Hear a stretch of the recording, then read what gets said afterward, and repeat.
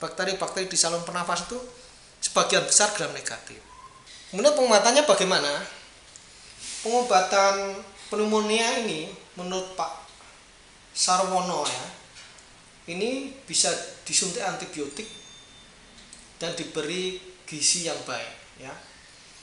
Ini di pasaran ada streptomycin sulfat ya. Streptomycin sulfat itu diindikasikan sebagai bisa mengatasi infeksi kuman gram negatif kan.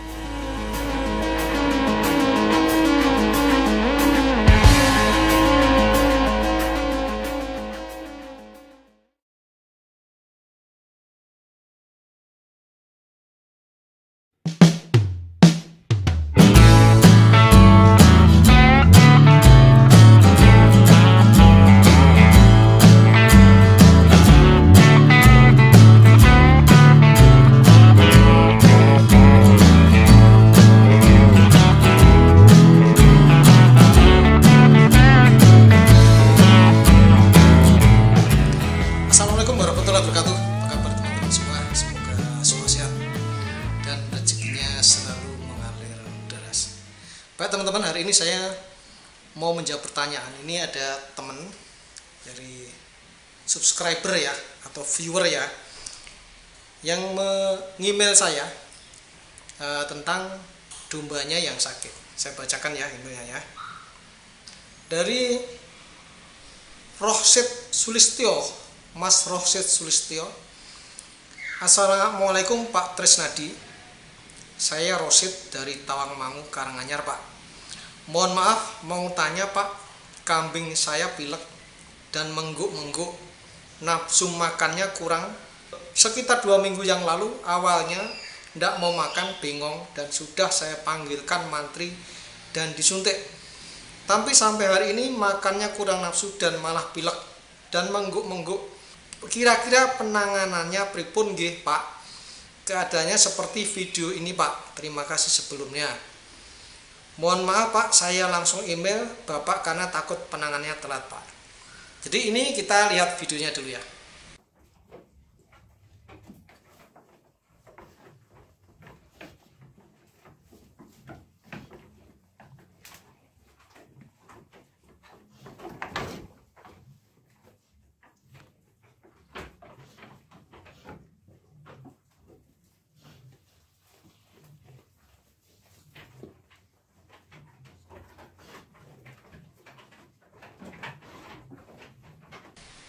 Baik teman-teman ya, sudah dilihat videonya.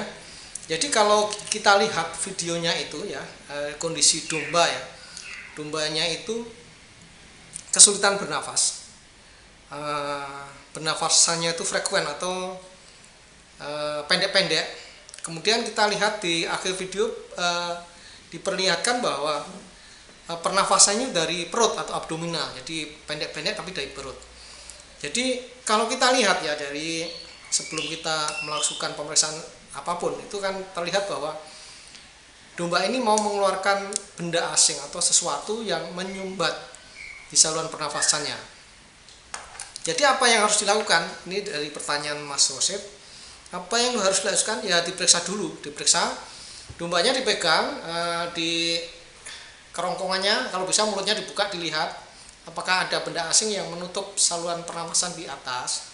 Kemudian diraba apakah ada sumbatan di kerongkongan maupun di tenggorokannya ya. Jadi mungkin akan, kalau ada sumbatan di daerah situ biasanya juga akan mengakibatkan kesulitan bernafas atau usaha untuk mengeluarkan benda asing tersebut ya.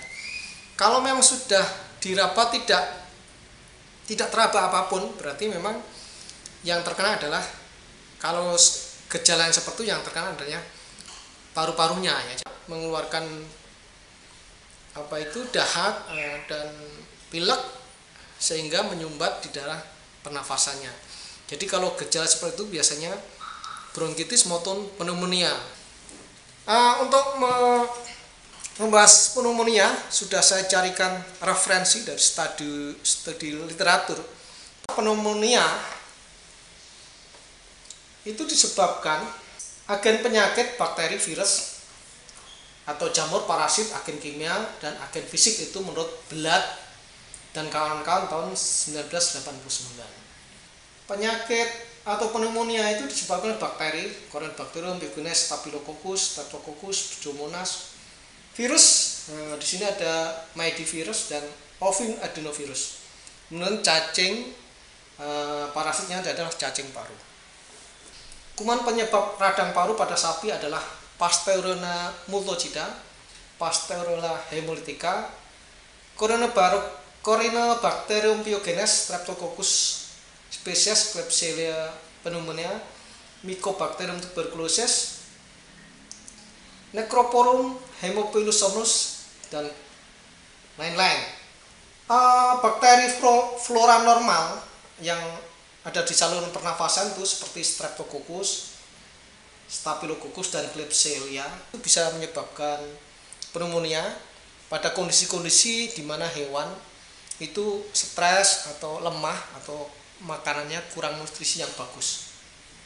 Kemudian gejala klinisnya, kesulitan bernapas, respirasi yang frekuen atau pendek-pendek, serta bersifat abdominal, itu pernapas pendek tapi yang ditekan dari perut ya. Pernafasan mula-mula dangkal disusul dengan pernafasan yang lebih dalam, disertai gejala batuk yang mula-mula kering, lama-kelamaan bersifat menjadi basah dan pendek. Kemudian adanya leleran hidung. Leleran hidung ini biasanya berproses setelah berlangsung beberapa hari dari gejala awal. Kemudian temperaturnya mencapai 40 derajat Celcius. Kemudian pengobatannya bagaimana?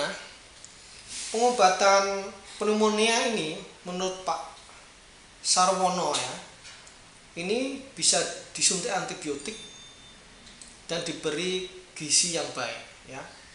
Kemudian menurut Sutomo dan Budiarsana, obatnya berupa antibiotik yaitu tetrasiklin, oxytetracycline, dan penicillin streptomycin atau penstrep. Nah, ini saya perlihatkan, ini kasus pada manusia juga ada pneumonia, baik yang bronkitis kronis, pneumonia bakterial maupun tuberkulosis paru. Ini gejalanya hampir sama, batuk-batuk. Dan pada manusia, tuberkulosis paru atau Mycobacterium tuberculosis paling efektif diberi obat streptomycin. Ini di pasaran ada streptomycin sulfat ya. Streptomycin sulfat itu diindikasikan sebagai bisa mengatasi infeksi kuman gram negatif, karena kalau kita lihat beberapa bakteri tersebut adalah kebanyakan yang menyebabkan pneumonia di saluran pernapasan itu adalah gram negatif. Kemudian selanjutnya adalah spiramycin adipat. Ini diklaim bisa mengatasi pneumonia. Kemudian ada enrofloxacin, streptomycin dan penicillin atau penicillin streptomycin penstrep, ini bisa mengatasi baik bakteri gram positif maupun bakteri gram negatif yang ada di saluran pernafasan yang menyebabkan pneumonia. Kita lanjut, oxytetracycline. Dari beberapa kasus yang saya tangani, ini juga efektif untuk mengatasi pneumonia. Jadi kalau disimpulkan, pneumonia adalah radang paru yang bisa terjadi di parenkim paru, baik itu alveoli maupun bronchioli dan ataupun pleura. Jadi bisa pleura, bisa alveoli maupun bronchiolinya. Gejalanya yaitu diawali dengan batuk, bisa kering menjadi basah, kemudian disertai pilek, disusul sulit bernafas, diawali dengan pernafasan yang dangkal, yang pendek, kemudian berubah menjadi pernafasan yang dalam. Yang pernafasan ini dalam itu berarti yang dilakukan seperti yang di video tadi, jadi pernapasan dari perut ya atau abdominal. Kemudian pada kondisi akut ya, kondisi akut itu karena kondisi badan yang lemah, kemudian bakterinya banyak, itu secara cepat pneumonia itu menjadi-jadi, kemudian suhunya bisa mencapai 42 derajat Celcius. Penyebabnya, nah kalau saya biasanya membagi penyakit itu disebabkan tiga agen ya. Biasanya saya bagi menjadi agen fisik, agen kimia maupun agen biologi. Nah, agen fisik itu apa? Agen fisik itu seperti cuaca, ya, stres dingin dan angin, kemudian kandang yang salah arah, salah posisi, menyebabkan kurangnya angin ya ke dalam kandang tersebut, apalagi mungkin ventilasinya kurang sehingga kandang tersebut menjadi lembab. Kemudian kebersihan kurang, yaitu yang sangat berdebu, kandangnya becek, kotoran menumpuk. Nah, kotoran menumpuk ini memicu adanya gas dari kotoran, jadi amonia ya. Dan cara perawatan yang salah ya, memandikan tidak dilihat cuacanya, jadi asal memandikan tiba-tiba hujan. Kemudian juga bisa kandang yang telah diberdesakan, atau juga bisa memasukkan hewan yang baru dibeli, dimasukkan ke kandang yang di situ banyak, kata 25 ekor, tiba-tiba dimasukkan kandang 1 ekor ke situ tanpa perkenalan ya, langsung aja. Nah, itu bisa menyebabkan pneumonia juga. Kemudian stres akibat transportasi, dari transportasi yang jauh. Kemudian bisa juga akibat perlakuan di kandang, yaitu penggiringan, pemilihan hewan atau IB maupun kastrasi yang bisa menyebabkan stres. Nah, ini bisa memicu kondisi fisik itu bisa memicu pneumonia karena kondisi fisik lemah, makannya kurang, nutrisinya kurang bagus. Jadi bakteri-bakteri di saluran pernafasan yang normal seperti Streptococcus, Staphylococcus, Klebsiella itu kan normal di situ. Nah, karena kondisi yang kurang bagus di tubuh hewan, nah bakteri-bakteri yang harusnya tidak bermasalah itu menjadi masalah, jadi bisa menyebabkan penyakit atau bisa menjadi patogen. Tantangan kimia mungkin asap, yaitu biasanya kalau teman-teman peternak di daerah, apalagi yang zaman dulu ya, yang pelihara cuma sedikit, itu biasanya bikin berdian ya, membakar, membuat asap untuk mengusir nyamuk atau membuat hangat. Itu kadang-kadang bisa menyebabkan pneumonia. Ya, kemudian amonia yang tadi sudah kita bahas ya, karena kotoran yang banyak, atau racun ya, jadi ada orang yang menyemprot kandang karena mungkin banyak kutunya atau banyak lalatnya, kemudian menyemprot hewan dengan tujuan untuk menghilangkan kutu. Nah, itu bisa juga obat-obat itu yang bisa masuk ke saluran pernapasan bisa mempengaruhi paru-paru sehingga bisa terjadi pneumonia. Kemudian tantangan biologis ya. Jadi sudah beberapa kita singgung tantangan biologis apa saja. Jadi virus ya. Kan tantangan biologis itu bisa virus, bakteri maupun parasit ya. Bisa juga jamur. Tapi kita bahas yang paling dominan yaitu virus. Bisa jadi hewan, atau kalau pada sapi ya, kalau pada sapi itu bisa terjadilah malignant catarrh fever, itu produksi katara itu mukus atau pilek yang banyak. Jadi istilahnya demam pilek, demam yang tinggi kemudian mengeluarkan pilek yang banyak, katara ya. Kemudian bovine ephemeral fever, pleuropneumonia contagiosa bovum. Kemudian ada IBR, infectious bovine rhinotracheatis. Nah, ini ya untuk kambing ya, contohnya adalah ovine progressive pneumonia, kemudian Pasteur despetes ruminant dan blutong. Kemudian bakteri, Pasteur multocida itu bakteri gram negatif, Pasteur hematica bakteri gram positif, Pasteur multocida itu SE ya, Septicemia episodica, ngorok, Pasteur hemolytica pasteurosis itu juga gangguan pernafasan, pneumonia, Mycoplasma capricolum atau contagious pneumonia itu gram negatif juga.